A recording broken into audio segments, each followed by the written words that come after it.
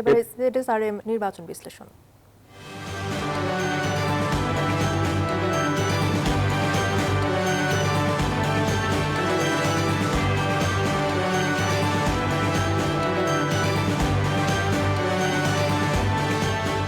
সবার ভরসা পেতে নিজেকে হতে হয় পাতের মতো দৃঢ়, ঠিক যেমনটা ZSRM 25 বছরের পথ চলায় নিরাপদে রাখার প্রত্যয়ে।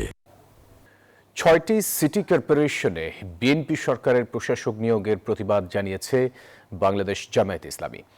সোমবার দলটির সেক্রেটারি জেনারেল মিয়া গোলাম পরওয়ার এক বিবৃতিতে জানান, গত ২২ ফেব্রুয়ারি স্থানীয় সরকার বিভাগ থেকে জারি করা প্রজ্ঞাপনে ঢাকা উত্তর, ঢাকা দক্ষিণ, খুলনা, সিলেট, নারায়ণগঞ্জ ও গাজীপুর সিটি কর্পোরেশনে দলীয় ব্যক্তিদের প্রশাসক নিয়োগ দেওয়া হয়েছে।